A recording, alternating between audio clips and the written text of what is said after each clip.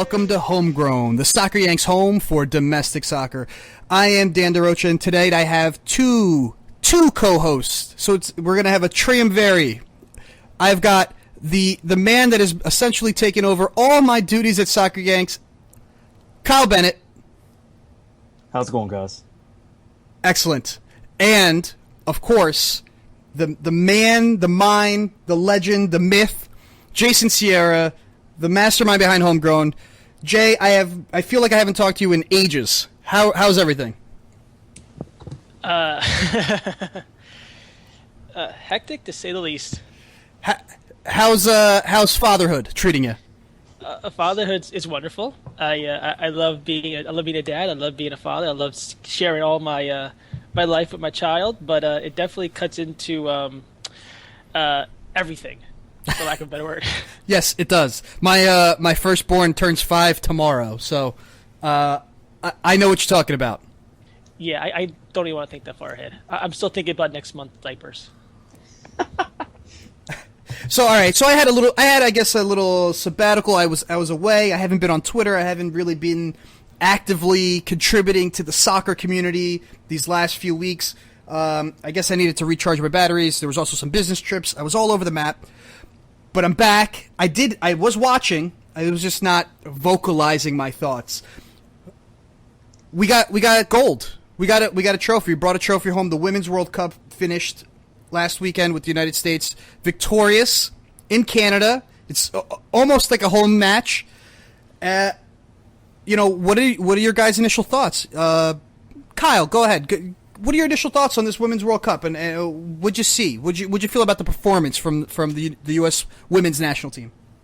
Me and one of my buddies were talking about this. So when we won in '99, I would have been 8 years old roughly at the time. Yeah, because I think it was held in the winter in '99, or no, in '91 it was in the winter. '99 was the summertime. Yeah, '99 was summertime. But I would have been like 8 years old, 7 or 8, whenever we won it. So I mean, I vaguely remember it, but it was awesome this time around to witness it from start to finish, and see the progression of this team, and see people constantly doubting Joe Ellis and her decisions, and and everything just working out. It was awesome. What about you, Jay? I'm trying to think of another time where I've been more into soccer and more into the women's game. And I've watched and I followed. Unfortunately, the last World Cup I was actually on vacation, so I didn't get a chance to watch as many games as I like to. But I like I think it was an interesting juxtaposition for anybody who was watching the U20 World Cup and this Women's World Cup, and to see just the kind of the almost similarities in quality of play. And not to say that women are not equal to men, but there was a lot of those lesser teams that were so similar to watching that U20 World Cup, where they could be there in a couple of years, and it's exciting to see these teams in 4 years, maybe, like the Costa Ricas and the Colombias, who could be there and playing really good soccer, and that was, I think, the best part about it was watching the growth of this game. Yeah, we've talked a lot in the past about the gap in the women's game between the elite teams, the top teams, and your even your average, your middle of the range team. That gap is pretty big. Although, like you were saying, that you're seeing the growth. It's funny because you look at certain countries that really embraced the women's game early. United States, China, and you see where they are today.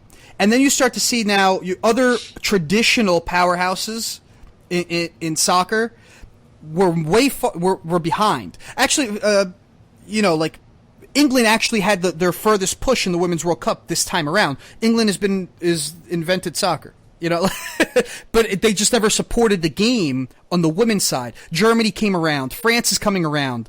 The Brazilians. It's funny enough, the Brazilians have talent, but actually at home they don't get as much. They're not getting the support as much as home yet either. So it's a very interesting social sport dynamic that we're witnessing. And I think for us as Americans, I think it's great to see that we're in the forefront as far as we've supported the game for a long time on the women's side, and they're are they equals? I don't know. That's a whole nother discussion, I suppose. But at least it is. I mean, look at the viewership, right? I guess that's where you could stop, right? You could say how many people tuned in to watch that final. Yeah, I mean, it was a most watched English language game, and I think that's the biggest. And I think what you're kind of saying is with Brazil and a little bit of South America, and I think I talked a lot about this with Kyle. My wife is South American, and it didn't resonate for her.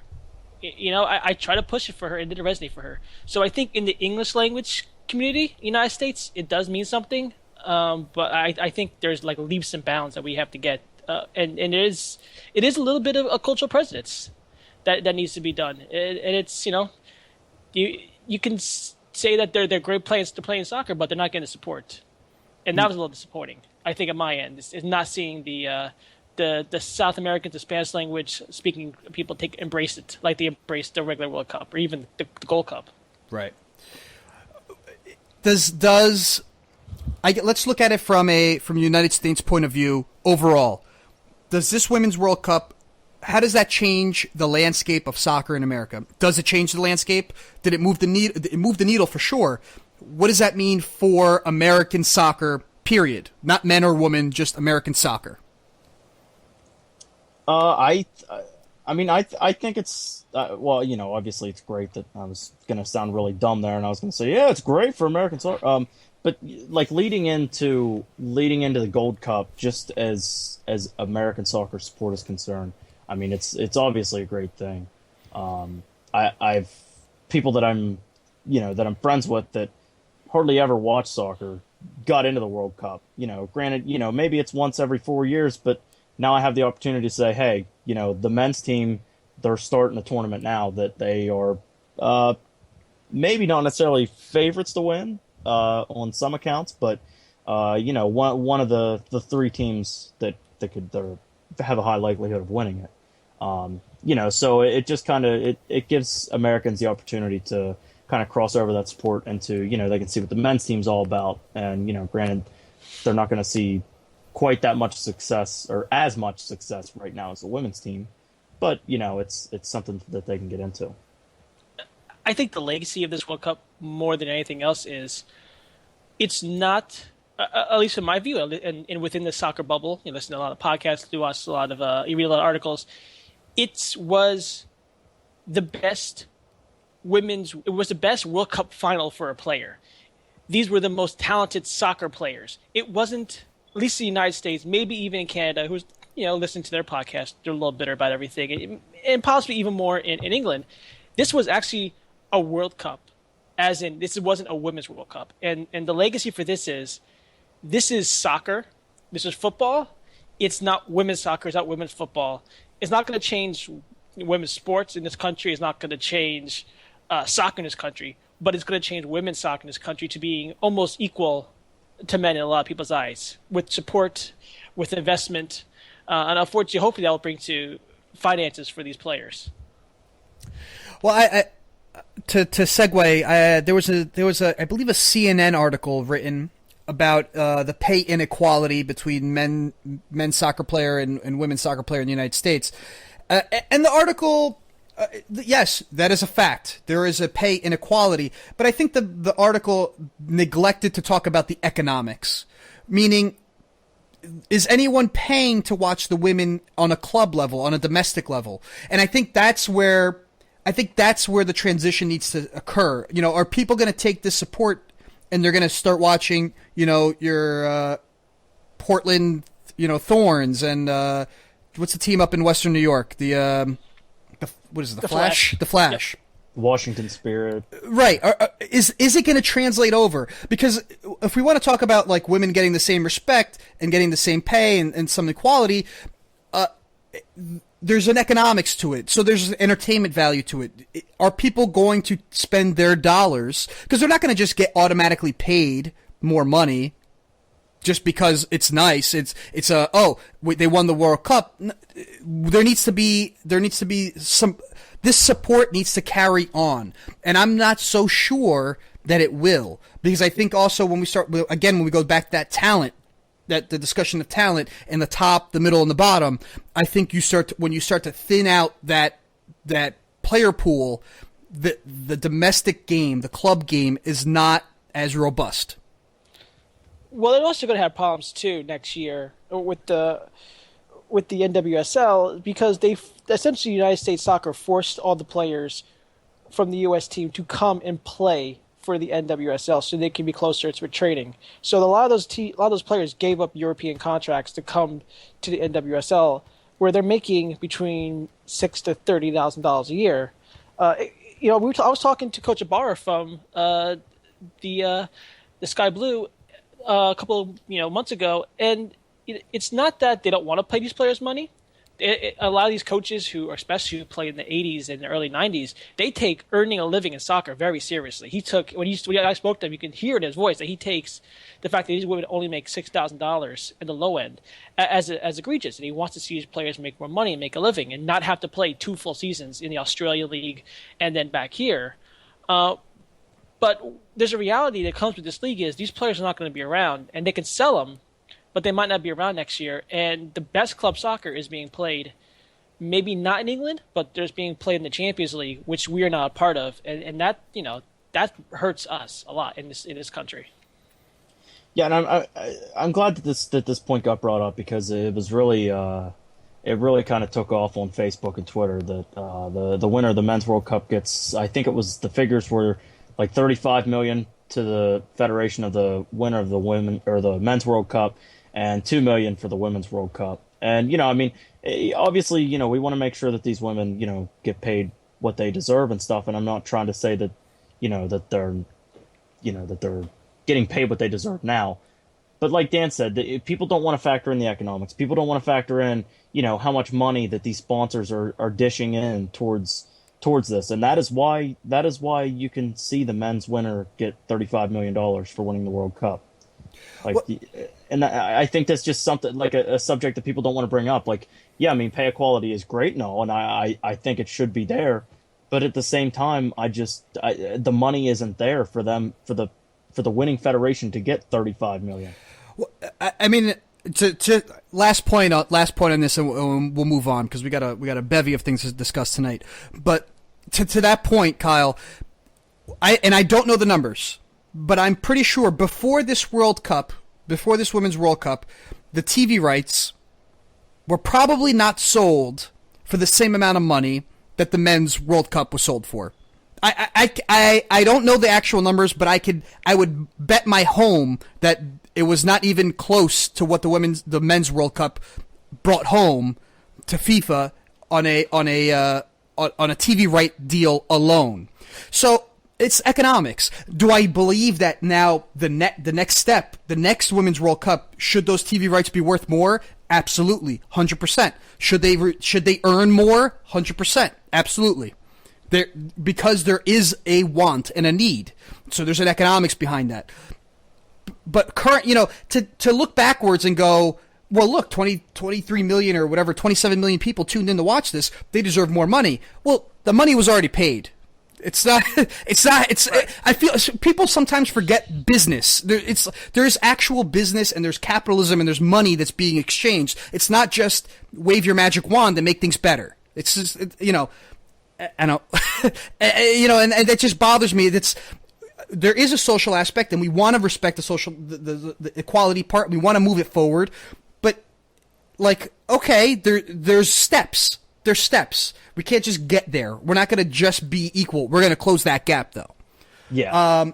Last point on the Women's World Cup, because I believe a lot of people felt that this was maybe what we're going to see in 2018. What did you guys think about the Fox coverage? Jake, I think it got better. I think the beginning, and I'm going to talk a little bit about our last podcast, me and Kyle. I was thoroughly not impressed with a lot of the commentators early on. I felt like there was other than the men commentators who are seasoned, like Lawless and Winalda, who, despite what you might feel about their opinions, they're seasoned. They know how to be interesting.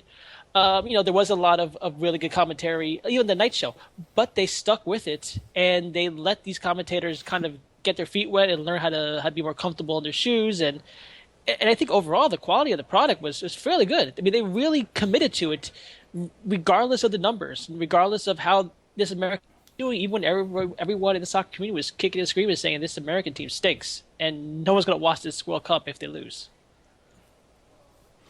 Well, we didn't get to find out if that happened. Yeah, I'm sure Fox is very, very, very pleased on that one. Kyle, you have anything to add on coverage?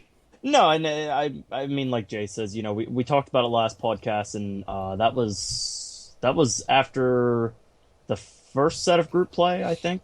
After everyone played one group play game, I think it was. Maybe a couple teams played two, but yeah, I mean, the coverage definitely got better as it went along.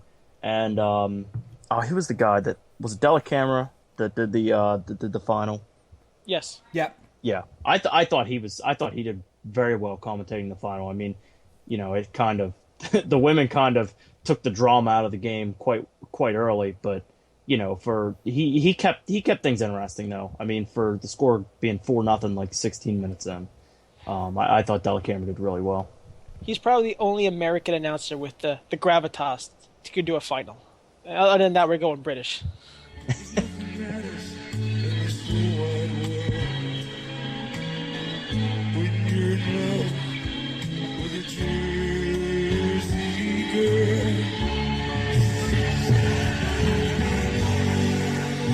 And we're back, and really to the dismay of my wife, there is more soccer this summer. The Gold Cup started this week. We don't need to dissect the Gold Cup, but USA played Honduras. Big questions I still think are looming for the U.S., the men's team. I'll save my points for last. Kyle, did you watch the match? What did you see? Yeah, they. I will say this: they were lucky that. I feel that they were lucky to even come out with a victory. Like that was just. I mean, the officiating was absolutely awful, but at the same time, Honduras was dealing with the same officiating. I honestly thought I was texting one of my buddies the whole game, and we were both just waiting for that moment when there was going to be, someone was going to get a red card or someone was going to get hurt, like seriously injured and miss some game time. Fortunately, that didn't happen, but they looked awful. In all honesty, I just didn't care much for their performance. And maybe this is wishful thinking, but I think we kind of learned something from the Women's World Cup. And say that, it's not how you start, it's kind of how you finish. And I feel like the way this tournament maps out, the first 3 games of the group, you're playing 3 games in 7 days. I felt like this was the best, or at least the most talented starting 11 that this team has.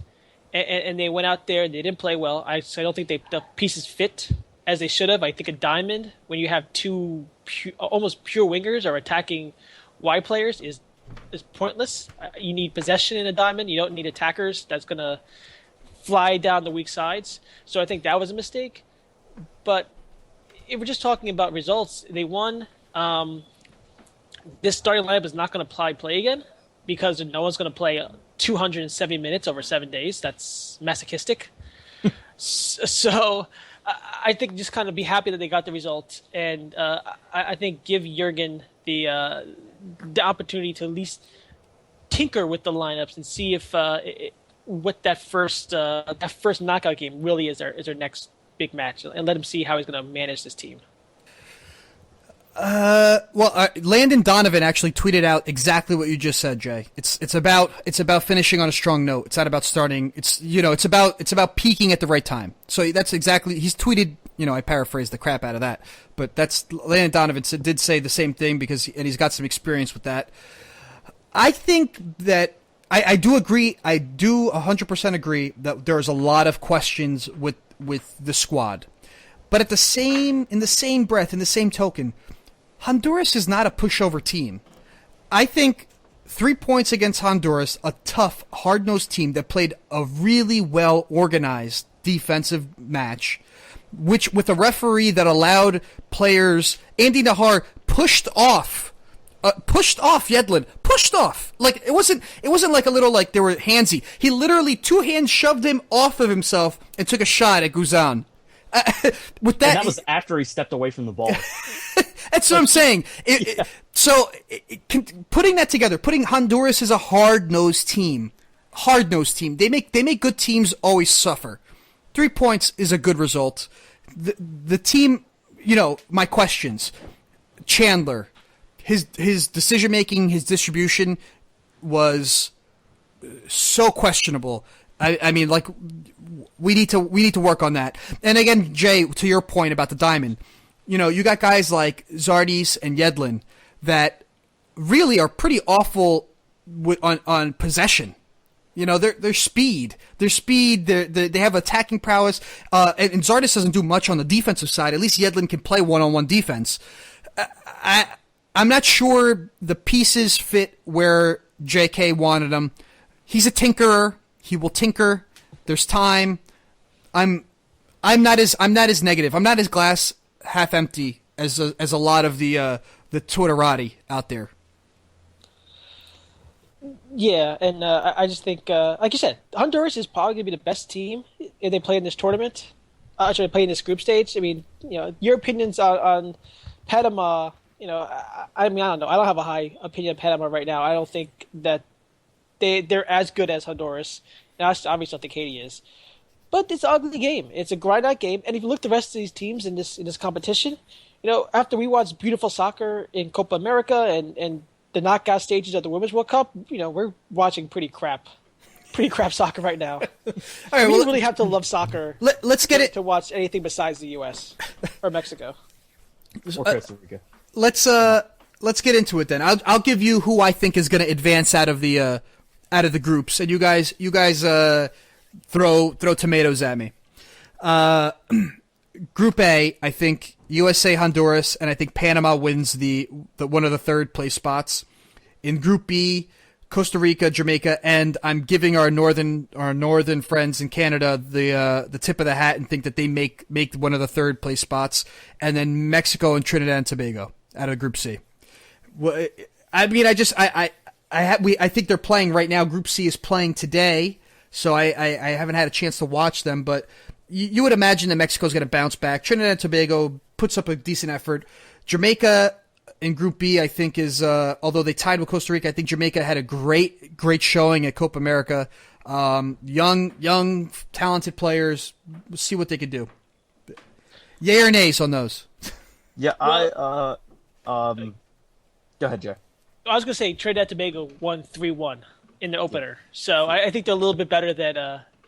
I think they're right now, number two in the driver's seat right now, because they're going to blow away Colombia. I'm sorry, not Colombia, Cuba. Who, if you haven't heard, their starting striker defected, and who knows when there's 6 other players and a coach is returned to the team. Right. And Cuba's down 1-0 right now as we're recording this to Mexico in the 19th minute. Yeah, I'd probably go. I think I'd probably agree with Dan. Probably go with the same teams, in all honesty. What about you, Jay? You got Guatemala in there? I don't got Guatemala. after I mean, well, Guatemala, they're playing Cuba. Guatemala, Cuba. Whoever can get like a 4-0 victory and have 3 points with a positive differential, that might be enough to get you out of it. Because it might. I don't see Canada. Maybe let's see to do too much Women's World Cup soccer, where everything is a lot of Canada reporters who just seem completely depressed and beleaguered by the whole country as a soccer nation, and that performance wasn't particularly great. So I could see Canada losing to both Jamaica and Costa Rica. So I'm not sure if I'm gonna put Canada in that final. So I think Guatemala or Cuba can probably sneak in to that third game, that third team. Kyle, is there going to be a surprise team? I mean, the Gold Cup is not known for surprises, but do you think there's somebody that's going to surprise us? No, I mean, I just with the way the history tends to repeat itself. I mean, with the Copa America, there's always surprise teams, and this year, again, surprise teams that advance a lot further than what you would think they would. So, and I think the same case will be here. I don't really think there's going to be a team that comes out of left field and, makes it to the semis or anything. is Pinto automatically saying that Honduras is that third place team or the probable third place finisher or fourth place finisher, or do you think that that we're kind of overblowing this coach? I don't know. I don't know. I mean, Costa Rica didn't look bad against Jamaica. I mean, other than Roy Miller playing center back, which that deserves you to get fired right there. If you don't have 6 injuries, you should be playing center back. Cause for concern. Roy Miller at center back. Yes, as every Red Bull fan would know. You would think a guy who's 6'1" and has decent distribution can figure out how to play that position, but it's a lot of questionable things about him. But other than that, you figure, does Honduras, who's a scrappy team who has an occasional decent player, with a good coach, is that enough to get them past a Mexico team who is maybe reeling? I don't know the brackets right now. I don't know who's going to come out what side, if Mexico goes first and U.S. goes first. But if Honduras is on the Mexico side, can they beat Mexico? The way this Mexican team has been playing lately, yes. Well, the Copa America team was a B team. That wasn't even a youth team. Oh, Mexico just scored again, as we say that. That was a pretty goal, too. Well, come on. It's against a bunch of Cuban guys that are looking at the gates and trying to figure out how to get out of the stadium. Yes, both figuratively and literally. Let's moving on and let's discuss the league that might be hurting the most from the Gold Cup, Major League Soccer. They've got a lot of teams are hurting right now. A lot of their talent is playing in Gold Cup. They're moving on. They're playing. They're pushing forward. This label for Major League Soccer, it's also transfer season, right? So keep that in your mind. The label for Major League Soccer that they cannot shake, and maybe perhaps from their own doing, the AARP League continues to sign. Can we coin that? Can we trademark that? I think we should. We'll make people lawyer up.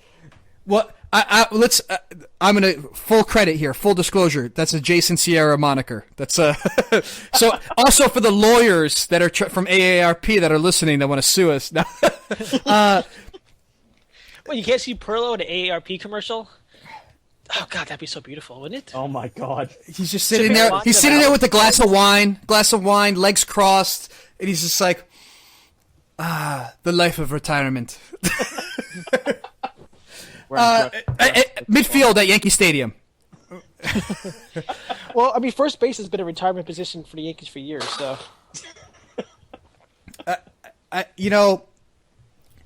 What is preventing the clubs in Major League Soccer from pursuing players in their either young players in their early 20s or players in their actual prime? Listen, Pirlo is a magician. The guy is a football god. But at 36 years old, and the speed and the viciousness, the physicality of Major League Soccer, I do not think this is a good signing. For at least for NYCFC. I'm not sure he fits there because I don't know. But that's the thing. He doesn't. This whole NYCFC thing bothers me. It's bothered me from almost day one. But I just don't feel that they're even. I don't know. I don't want to say that they're not trying to be successful, but Man City's got their hands in the cookie jar 24/7. I just can't. I can't imagine. I mean, maybe this one's going to be a big topic for us. I can't imagine that Jason Kreis is managing a team that doesn't want to be successful. Jeff Kassar from ESPN FC, he basically said that this is a front office move. This is not a Jason Kreis move. Jason Kreis built his career, built that Real Salt Lake team on journeymen and young up-and-coming players and guys from outside of the MLS. To build a really successful club on a tight budget. And now he's getting all these superstars where who knows if these guys are going to listen to him? Who knows if these guys are going to buy into his quote-unquote system? Right. He's not a manager that has the pull with these guys like a Mourinho or a Wenger or whatever, because you know what, they embody the Euro snob because they are European players. They're going to come here and they're going to be like, you know how much money I'm making? I have to listen to you? I don't have to listen to you. I make more money than 14 MLS teams. You really think I'm going to listen to you? Like, I agree. All right, but the real question is, why does Major League Soccer, if they are a single entity, continue repeatedly to keep going after these kind of moves? Because they're there. It's just marketing. Revenue. It's just marketing. Listen, the people are coming to the games, and they might not be every sellout, but people are going to the games. What's going to get people to the TV is the names that they know, and you know what? They don't know Giovinco.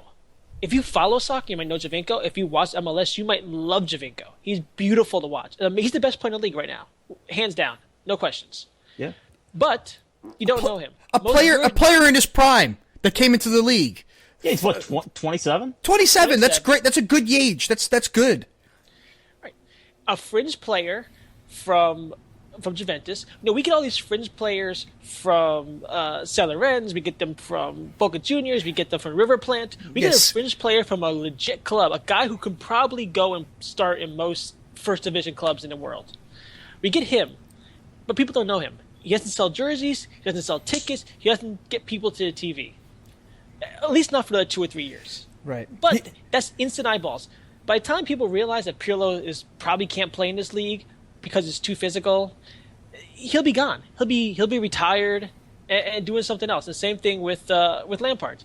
Lampard's a little more physical. He could probably. I think Lampard will be. I think actually Lampard will be better. I think Gerrard is going to suffer. Yeah. Well, Gerrard played the entire season, every game almost, and he's gonna. I mean, who knows what's going to get out of him? But they're looking for this quick pop.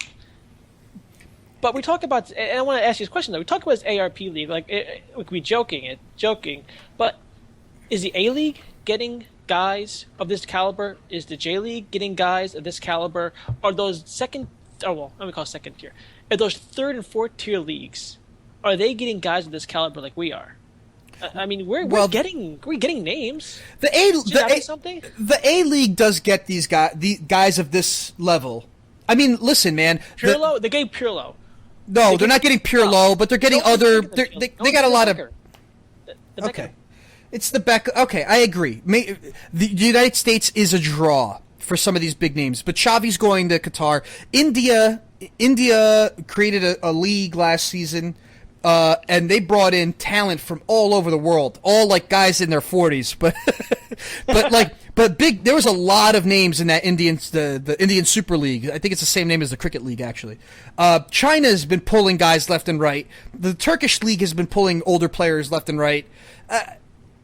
But you can't count the Turkish League. They play in Champions League. They play in Champions League. You're right. That's right. But China. Drogba played in China before he played back to Chelsea this year. Well, China's kind of like us, where they'll throw the big money at players. They do the same thing with basketball too. They throw the big money at basketball players who are towards the end of their retirement. And the Xavi thing is different. Xavi thing is I'm a massive fan of Spanish soccer. He's embarrassing himself by going to Qatar. He's basically taking a paycheck. Well, you know what that is. To be the ambassador. I think. You know what I think that was. I think that's a Barcelona deal. Yeah. I think that's a Barcelona. Qatar Airways, Qatar Foundation. You got to send us one of your players, and we'll give you big bucks. And I think the Xavi was the sacrificial lamb, and because he loves the club so much. All right, I'll do it. Yeah, I'm sure there's a contract in there. Like, okay, yeah, you'll go to Qatar, you'll get a little bit of lessons in coaching, and then you'll come back and you'll be our youth academy coach. Exactly. Right. But all right, so then let's get MLS, is this good for MLS? The marketing, so more eyeballs on the TV. Is Pirlo going to bring the Serie A viewers here stateside to watch NYCFC? There's no Serie A viewers. There's not the Serie A viewers, but we live in New Jersey. There's some. What channel is it on? BN Sports? It's on BN Sports. Yeah, you got to find it. It's on BN Sports. But people know Pirlo. That name resonates. That's said. I mean, he's a World Cup winner. He just played in Champions League. That name resonates. That's a beyond a Serie A He played in the name. final. He played in the Champions League final. That's the beyond a Serie A name. He's more than that. Yeah, he could play. He could play anywhere in any league in the world right now if he wanted to. He'd get in any league. Maybe not the top best teams, but if he said, I want to play in England, or I want to play in France, or I play in Spain, there is a team that is willing to pay for him to be there. Is Swansea saying no? What was that? I'm sorry, is Swansea saying no? And I'll let Kyle talk, because me and you have been eating this microphone for the last 10 minutes.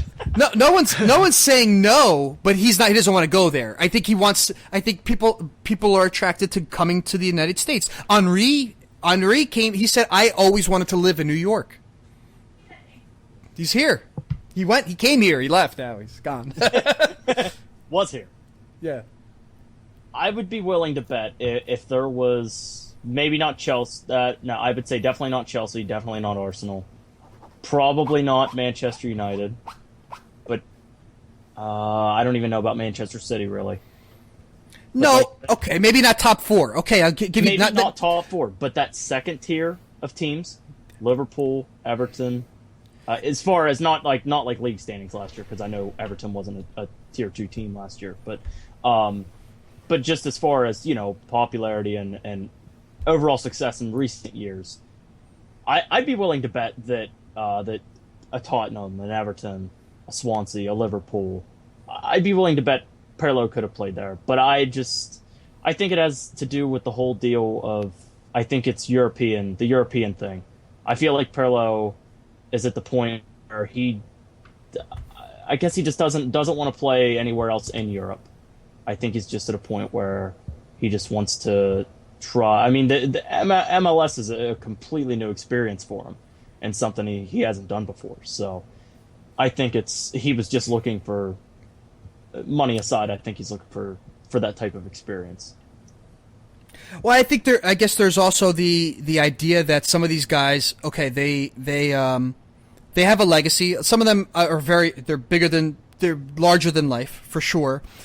But there is also something to be said to be the next, Canaglio or Pele or Beckenbauer, a guy that resonates in the English-speaking language, because I think that there is such a Hollywood appeal.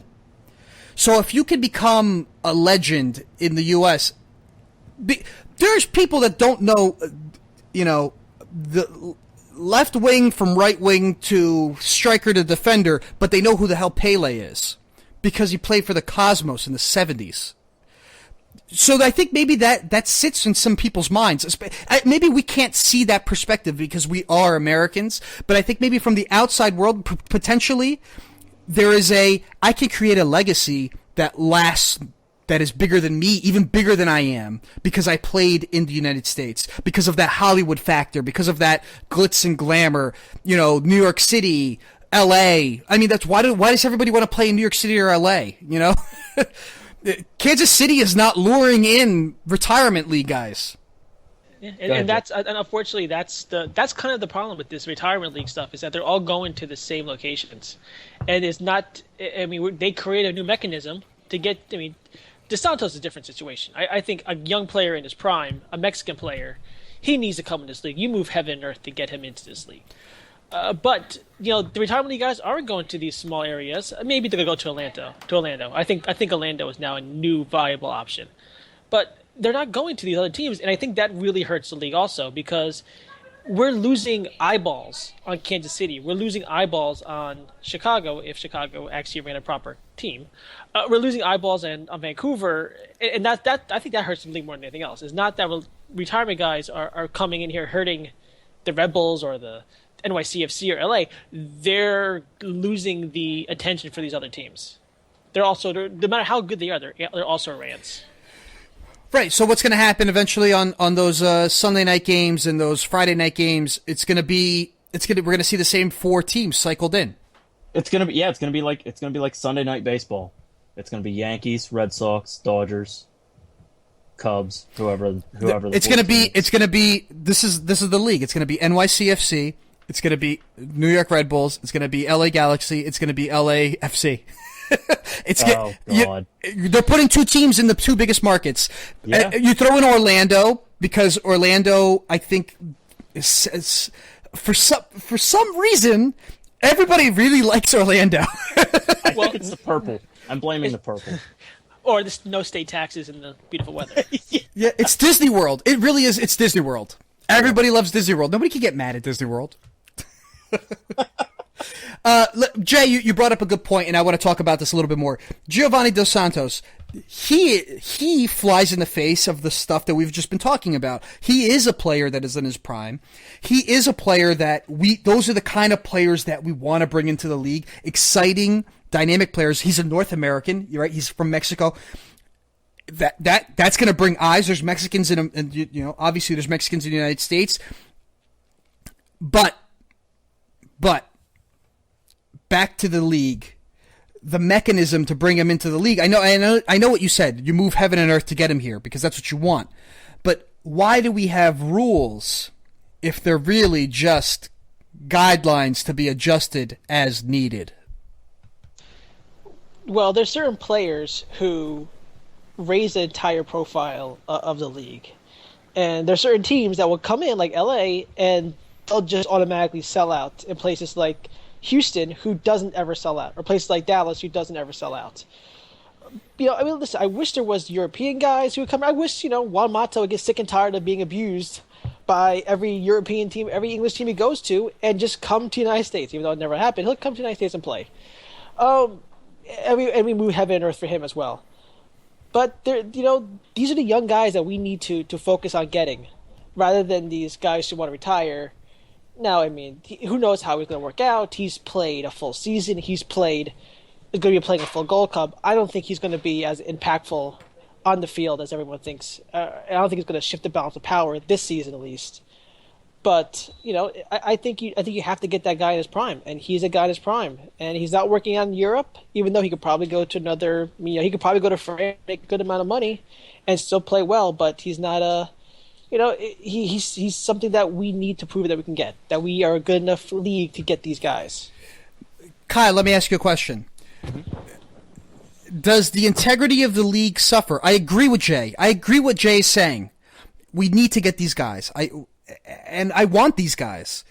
But does the league suffer because we create Garber Bucks 2 to get Giovanni Dos Santos here? And it makes teams like Jay was also talking about, the Whitecaps and the Fire and FC Dallas, where they're going to take this targeted allocation money and they're going to now trade it away because they're not going to use it.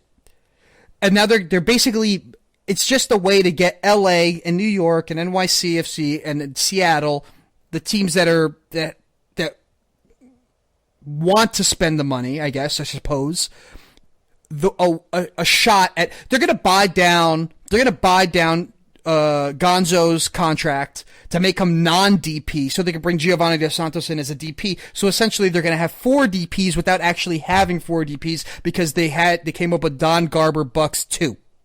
Yeah, and I had this flow chart, which it's way too long to explain on here. I'll email it to you guys later, and I'll tweet it out. So be sure to follow me at Twitter, on Twitter at KBJelly. Shameless plug. But I saw it on Facebook earlier. And it's absolutely one, it's hilarious, and two, it's absolutely true. And you'll see what I mean when you see it. But yeah, I in the long term, it absolutely affects the integrity of the league, and it's just it's. I say that I'm a big time hockey fan. Anyone that follows me and knows me personally they know how much I love hockey and watching hockey and whatnot. And I say this about the NHL a lot, and it's definitely rings true with MLS that it's a garage league. Like they just, hey, there's not a rule. Well, we're gonna make one right now. How about that? And and sometimes they'll just say, hey, there's not a rule. Well, this is going to be the interpretation of the rule for now, and then whenever we see fit a different time, maybe we're going to change it. And it's ridiculous, and it's like they're gifting these teams the success. And when the whole who was it? When did they do the draw it out of a hat? Who was that transfer for last year? Jermaine Jones. Jermaine Jones. Yeah, Jermaine Jones. and it seemed like him to Chicago was like a sure bet. And then, out of left field, Revolution, here you go. And next thing you know, the Revs, Jermaine Jones, pretty much single-hand, well, not completely single-handedly, but I watched the Eastern Conference Finals. He single-handedly taken over that series. Yeah, and just and took them to the finals, and and ultimately we found out it wasn't enough, but he was such a key role in their turnaround in the season, and advancing as far as they were in the playoffs. So it's Bush League that they're just gonna keep running about business like this. And Dan, you and I corresponded via email the other day and kind of talked about this. And I'm not going to name drop or anything, but as polarizing as a lot of the pro rel crowd is, I try not to follow many of those guys, but because I saw a tweet the other day where someone wasn't rooting for the women's team because he didn't want to see the mobsters that run the U.S. Soccer Federation make it seem like their system is working. So he actually compared those guys to mobsters. They've never showed up at my doorstep with guns, but that's just me. Well, you don't live in New Jersey, so. Well, yeah, but that's the thing, though. It's like Chuck Blazer is just over the river. I got paper text money to keep my beat in sports.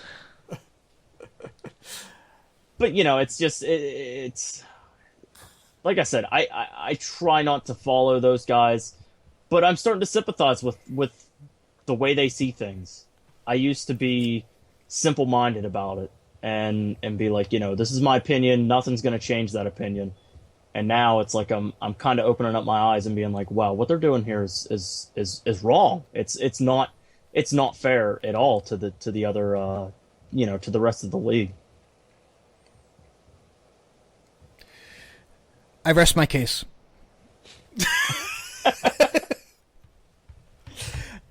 Jay, do you have a final thought on the machinations of the league and how they get players into the league? Do you have any final thoughts on it? You get to close it out. All right, we talked all this time about the machinations and getting these guys in and getting these guys out. Or, well, let's just say, we didn't focus as much on getting these guys out. And I think that's also an issue with the league. So I'd like to take a couple of seconds to remember that the league handles all the transfers as well out. So if there's a possibility that a team wants to sell a guy for, a price that's not deemed for, acceptable by the league gets to cancel that deal as well. So I'm less concerned about bringing guys in because I've given up anymore on trying to figure out what they do. They just make the rules up as they go along, and I just want to see the best soccer possible. So I'm kind of off my soapbox for this, at least for this season. Next season, I'll probably be back on it. But I'm more interested next year or this summer to see how many guys get traded, how many deals get rejected because the MLS is overvaluing players going to clubs. And does that hurt the overall quality of American soccer? As regards to guys going to Europe and getting quality minutes in European clubs. So that's what I'm more concerned about. That's what I want to keep an eye on more this year. I think Jurgen Klinsmann is also on your side on that.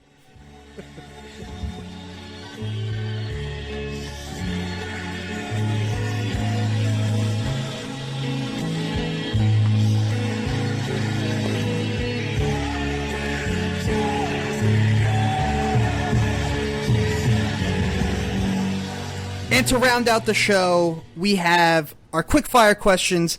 This time, to give respect to probably one of the best World Cup final performances ever, and it is by an American. We're going to call this the Carly Lloyd quick-fire questions of death. All right, Kyle. We don't know what you're going to say. We're not prepared today. What's your question? Okay, so it's about as relevant as it can get because it just today. So the women's team is holding a ticker tape parade Friday in New York City, and I believe well, I know for a fact it is New York City FC and New York Red Bulls, and I think the figure is 1.5 million. Or no, that's how much it costs for the parade to be hosted.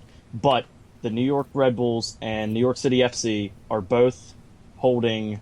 They will both have floats in the parade, even though they have no affiliation with the women's national team program. Do you guys have a problem with that? And I should also add.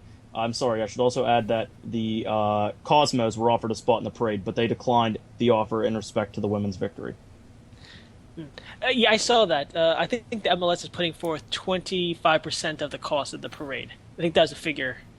But do I care? Is it meaningful? It's all soccer. I mean, I guess we can kind of. They need floats. Like it's kind of done on a short amount of time, so I guess we can kind of have Red Bulls tossing out Red Bulls cans at people. Hopefully, won't hurt anybody. And NYCFC, I don't know what. They're just gonna. Mansour's just gonna throw out dollar bills. Yeah, basically that's what they're doing anyway. No. They're rolling out barrels of oil off the back. All right. Yes. They're just tossing out cans of oil.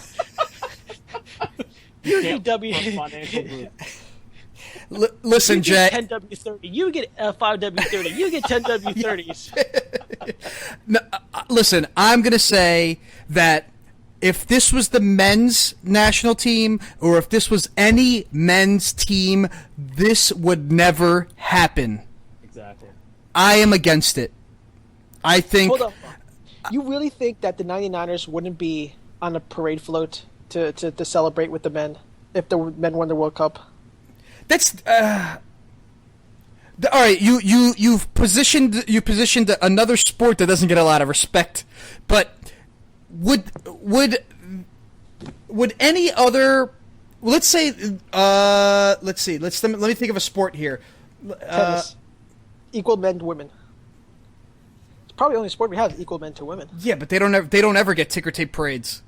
Well, because no one ever wins. No American ever wins anything.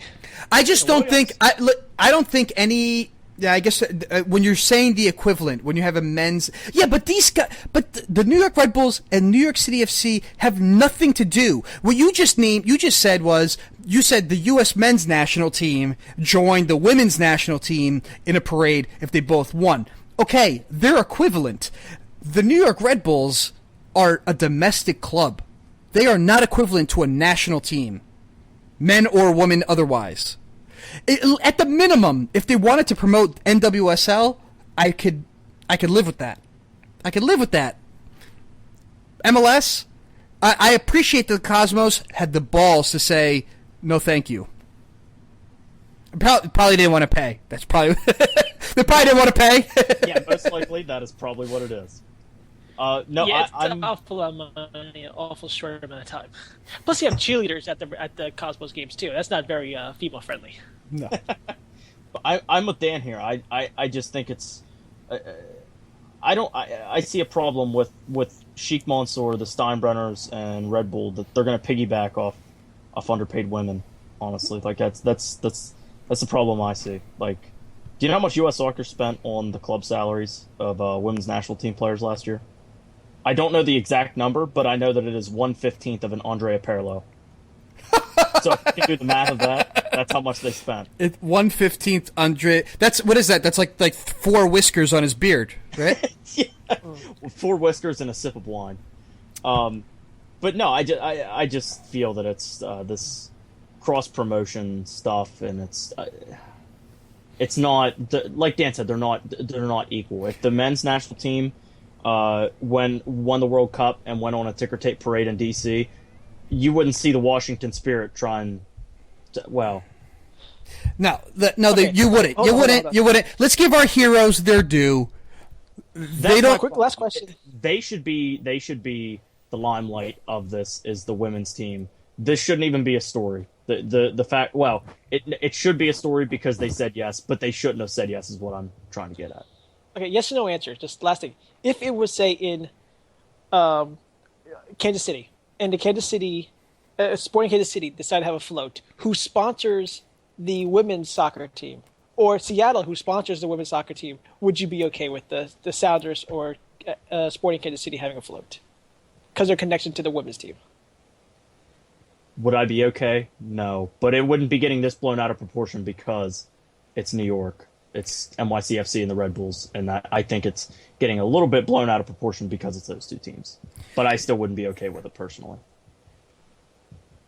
I know you said yes or no, Jay. I'm gonna say yes, but only if they just have a banner and no players.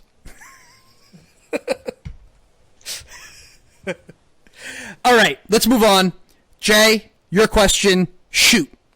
Has 2015 marked the death of the international friendly? Manchester United versus San Jose was moved from Cal Berkeley Stadium, 60,000 seats, to Avaya Stadium, 18,000 seats. The New York Red Bulls scheduled their U.S. Open Cup match, quarterfinal against the Philadelphia Union, the day before they scheduled their Open Cup match versus, their ICC friendly versus Chelsea. So, and the Red Bulls have played their first team against ASL talent. So they're going to play the first team against Philadelphia. So essentially, you're going to see the USL Pro team play Chelsea. So is this officially the death of the international friendlies in the United States? I'm going to go first. Yes, and thank you. At least when it comes to Major League Soccer playing friendlies in the middle of their league, stop acting like a goddamn Mickey Mouse league and start acting like a real league. No friendlies during the real league. Boom. Well, you got to see Arsenal, so you're happy. Yeah, but I want to see Arsenal. I wouldn't mind Arsenal coming to the United States to play Roma. Okay, that's cool. They're two teams in their off-season. They're going to play for me, and it's going to be a spectacle. I don't want to see my team, the Red Bulls, take time out of their busy schedule trying to win a championship to putz around for money against a European team that thinks this is a joke. Yeah. No, I agree wholeheartedly with that. I think that these MLS teams, they shouldn't be playing in this at all. Like, that's just... I just think it's beyond ridiculous. And if you want to play a European team, whatever. But make it the All-Star game if that's what you're going to do. Like, don't have... Like you said, don't have Red Bulls playing the team that just won the Premier League last season. And especially a day after they have the U.S. Open Cup game. Like, it's just... go ahead. Those players are not contractually... They can't contractually play. You have to give 48 hours of time in between games. So anybody who plays in that Open Cup game will not play against Chelsea. And that means that they don't care about the game against Chelsea. No. Exactly. They're just there for the money, and that's not a Red Bulls thing. That's an MLS thing. That, that they're just, it's like Marshawn Lynch. They're just there so they get paid, even though he said so I don't get fined. But no, I mean, nonetheless, that's really the fact of the matter. And honestly, I will be completely honest with this, with a non-biased opinion, even though I am biased towards Chelsea. But honestly, Chelsea they don't want to be over here. They really don't. Like, it's... Well, I think the players want to come and visit, but I don't think that they want to be playing matches here. I think it's a distraction more than anything else. Yeah. It's like going on vacation and playing in a beach soccer tournament. It's like, you're going there for the spectacle of vacation, and, oh, hey, let's play soccer while we're here. I do that every time I go away. All right, here we go. Last question. It's mine. I've got 3. I'm going to pick one at random. Can Major League Soccer... I'm sorry, I'm picking on Major League Soccer today. Can Major League Soccer get any more generic with Atlanta United FC? What the hell? Well, not only did they went with the United, they went with the... same exact colors! As Milan. Yep, same exact colors, same exact jersey. I know there's no black and red, as the Metro Stars is gone. But DC United is pretty close. DC United is pretty close, and they're a United team. Yeah, I wish they would have picked a team that wasn't so like the closest geographical team to their location. Like, I wish they wouldn't have picked the same colors and the same name as a geographically close. Well, former, obviously now is Orlando, but formerly the closest team geographically to the location. But yeah, it's pretty generic. I think we should all applaud the crew for their design and their branding and everything they did. And same that they're fairly original, but Atlanta kind of blew it. Man, that Columbus badge is sexy. I fell in love with it the first time I saw it. I should really know this, but I don't know this. I'm assuming there's some type of affiliation between Atlanta United FC and Milan, or no? No, I don't. but okay. there is one with the Falcons, who are also black and red. Oh, isn't that interesting? Same owner. Yeah. What's And his they're- name? I forget his name. I Blank. could see his face. Yes, that's Arthur it. Blank. Arthur Blank. Arthur Blank, yeah. God, that name is so bad. They might as well put Real at the beginning of it. Well, that was the most generic joke to go with the most generic name was people saying, "Oh, you should have called it Real Sporting Atlanta's United City FC." Yeah. Which is the most generic joke you could come up with for this scenario. But my God, MLS is trolling us. They're trolling us. They're literally saying, "We don't even care about you. We're going to call this team the most ridiculous name we could come up with." I have no problem with people saying the city name, football club, and you know what? I would love more teams to take SC, soccer club, because you know what? Especially in the South, in Atlanta, I would imagine that most people in Atlanta don't really respect what Europe has to say or think about anything in America. I think that they should have been Atlanta Soccer Club or Soccer Club of Atlanta. That would have been, to me, like, okay, we're going to do something that's soccer specific, where we just name it after the city, but we're going to say, but we're in America, it's soccer. That to me would have been, okay, that's ballsy by Major League Soccer. This is a joke. This is a joke. I want to love. I respect my team, my local team. I want to support local. I support my local colleges. I want soccer to grow in the United States, but Major League Soccer puts up barrier after barrier after barrier. It drives me nuts. It really drives me nuts. They're not selling soccer to you, my friend. You'll watch no matter what. I know. That's the problem. I'm a junkie. I'm a junkie. And that's and that's the problem with people saying, "Well, don't watch the Qatar World Cup." First off, don't tell me what to do. Secondly, I'm going to watch it regardless because I love the game. Well, it's like it's also a train wreck, right? You want to see you got to watch. You got to stay. You got to stay in touch. Keep in the loop of what's going on. But the day that someone puts AFC in front of their name in MLS, like AFC Sacramento, I'm done. I'm officially done with MLS. Like you said, they're trolling us. They're trolling their own fans, and it's right in front of our eyes. It is unbelievable. Okay, folks. Thank you so much for sticking with us. I know it's been a long summer. We're giving you little drips and drabs of podcasts here and there. Hopefully this one gets you through the next couple of weeks. If you want to tell us something, you want some comments, you want to say, "Hey, Dan, don't drink during the podcast. You sound like a moron," please send your email to socceryanks@gmail.com. If you want to tweet at me, @socceryankdan. Kyle, where can people find you?